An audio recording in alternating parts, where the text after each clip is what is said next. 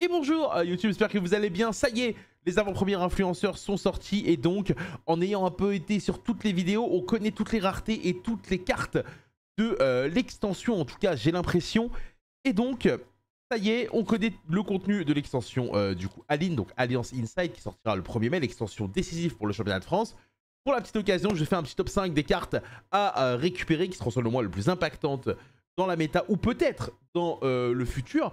Donc c'est une vidéo que j'aime bien faire parce que j'aime bien partager avec vous. Et évidemment, comme d'habitude, dans les commentaires, vous me dites si vous êtes d'accord ou pas, étant donné que j'imagine il y a pas mal de cartes peut-être qui sautent. En sélectionner que 5, c'est pas simple.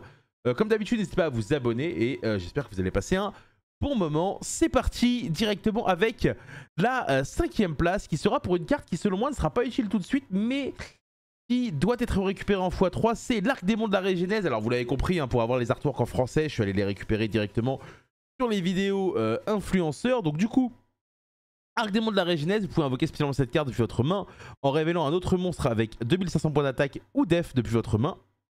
On ne peut le faire qu'une fois par tour évidemment. Et du coup, l'idée c'est que derrière, il va avoir deux effets qu'on pourra faire qu'une fois par tour.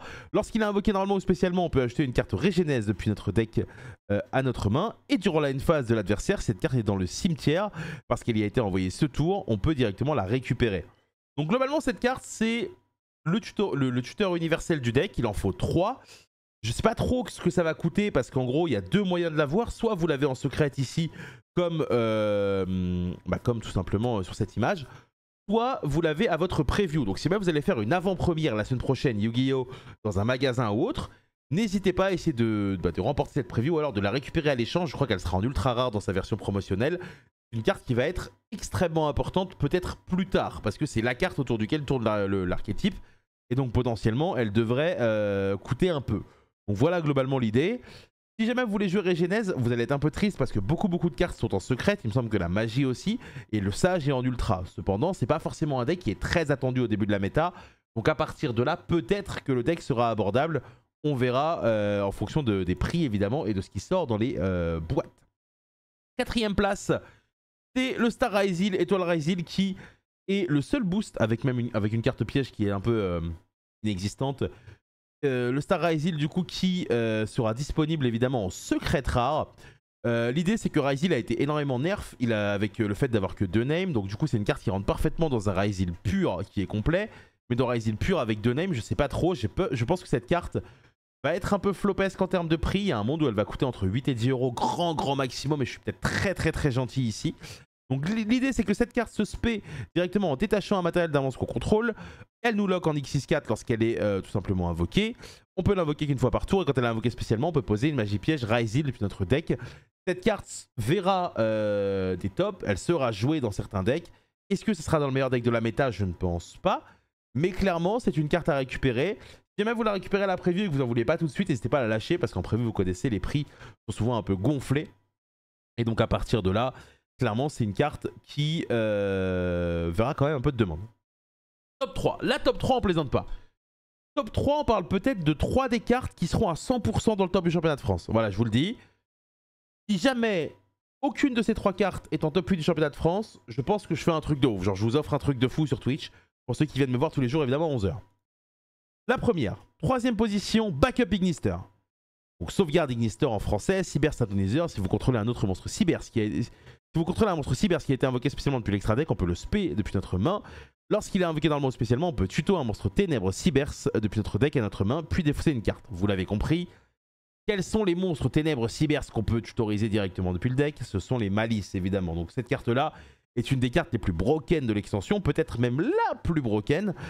Et elle va permettre de rejoindre un peu Ignister avec les Malices. Donc globalement, cette carte, les gars, si jamais vous l'ouvrez, ne vous faites pas avoir. C'est une carte qui va coûter au moins 25 euros. Parce qu'elle est jouable x3.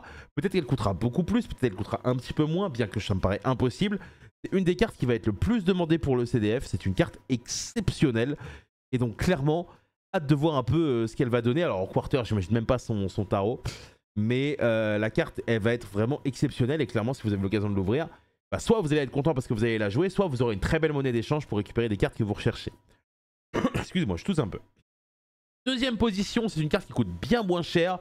Mais selon moi, c'est la meilleure carte de l'extension. Je ne la mets pas en première parce que sinon, vous allez dire encore une fois Copium, Vince, les Mitsurugi, tu nous en parles tout le temps. Abakiri no Mitsurugi. Pour moi, c'est la meilleure carte de l'extension. Je trouve ça fou qu'elle soit qu'en super. On peut invoquer rituellement cette carte avec Rituel Mitsurugi. Les monstres contrôlés par l'adversaire vont perdre 800 points d'attaque. On peut révéler cette carte dans notre main pour invoquer spécialement un monstre Mitsurugi depuis notre deck. Puis on sacrifie un monstre qu'on contrôle. Donc l'idée, c'est qu'on va invoquer souvent un Sagi. On va le tribute. Et donc, vu qu'il est tribute, il fait son effet. On va aller chercher une carte magie. Ensuite, cet effet qu'on vient de décrire, il est utilisable une seule fois par duel, donc par manche. Ensuite, lorsque cette carte est sacrifiée, on peut tuto n'importe quelle carte Mitsurugi depuis notre deck à notre main, puis on peut l'invoquer spé. Donc globalement, on peut l'invoquer spé s'il a déjà été invoqué par rituel. Ça, c'est quelque chose que vous connaissez. La carte est complètement broken. L'effet de révéler pour invoquer un Sagi est une carte qui permet de démarrer énormément de combos. Donc c'est vraiment une carte qui est exceptionnelle. Je suis très hypé. Pour ceux que ça intéresse, dimanche, je vais à Rennes, donc à la DAC, et on va jouer en post-aline. Donc on va faire des proxys, parce qu'évidemment les cartes ne sont pas sorties. Et on va tester, et moi je vais jouer ça. C'est le deck que je vais jouer. J'ai vraiment envie de m'investir un peu avec ce deck et d'essayer de faire des choses. Donc clairement, si ça vous intéresse, n'hésitez pas à passer sur Twitch. Toute la journée de dimanche, ça va être vraiment très sympa. Évidemment, si vous regardez la ZLAN, il y aura le replay disponible sur Twitch. Voilà, vous vous en doutez, évidemment. Première place, elle est attendue. Une carte qui sera x3. La carte qui va être le plus chère avant le championnat de France, c'est évidemment Lièvre de Mars. La carte Malice, qui est une secrète rare qui sera disponible x3. Donc à mon avis, ce sera un bon 60 balles minimum. Donc celle-là, si vous l'ouvrez en preview, bah faites attention. Votre adversaire ne peut pas cibler de monstre lié à Malice qui pointe cette carte avec des effets de carte. Chacun des effets suivants ne peut être utilisé qu'une fois par tour.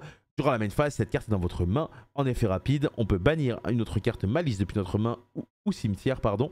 Et si on le fait, on invoque spécialement cette carte. Lorsque cette carte est bannie, on paye 300. Et on peut récupérer un Malice banni, on l'ajoute à notre main. La carte est complètement broken. C'est un des extenders qu'on a envie de voir. C'est peut-être un extender qui va justifier de jouer un peu moins de bestial tellement il est fort. Honnêtement, c'est une des cartes rêvées pour Malice. Le fait que ça ait le name Malice dedans, bah, c'est forcément exceptionnel, notamment avec des cartes comme Chat Chessy ou autres. Donc clairement, la carte a énormément d'atouts, énormément de force. J'ai hâte de voir un peu ce que ça va donner. Elle va évidemment en combinaison avec la sauvegarde Nister et surtout la super rare que je vous ai pas mis dans le top qui s'appelle Malice dans le miroir. C'est globalement le deck le plus attendu pour le championnat de France. Actuellement, c'est encore très flou. Il y a très peu de joueurs qui ont l'occasion de jouer étant donné qu'on n'a pas les cartes. Mais sachez que le 3 et 4 mai, on aura un YCS du coup qui se déroulera à Providence aux États-Unis 2 jours après la sortie de l'extension. Croyez-moi, ça va être exceptionnel. On va avoir un très gros week-end parce qu'on aura aussi un tournoi qui se déroulera à Rennes. Donc on va faire quasiment pour 48 heures. Je pense qu'on va live au moins 35 heures. Donc ça va être quelque chose qui va être exceptionnel et j'ai hâte de vous proposer tout ça. Voilà, n'hésitez pas à me proposer vous aussi les cartes que vous auriez mis dans le top 5, peut-être si vous avez eu l'occasion peut-être de faire cette vidéo ou d'échanger. Et quant à moi, je vais tout simplement m'arrêter là. Comme d'habitude, n'hésitez pas à vous abonner, n'hésitez pas à me faire vos retours. Merci énormément de me suivre et de venir aussi sur Twitch, parce qu'il y a beaucoup de YouTube qui viennent sur Twitch qui n'allaient pas là forcément. Demain, il n'y aura pas de live sur Twitch parce que c'est mon petit jour off, parce que j'ai beaucoup de choses à faire. Vous voyez, il y a plein de cartes que je dois trier. Mais par contre, dimanche, grosse journée avec des tests post-aline, ça va être exceptionnel. Semaine prochaine, on commence les vidéos combo, ça va être trop bien. Des bisous, prenez soin de vous et merci à vous.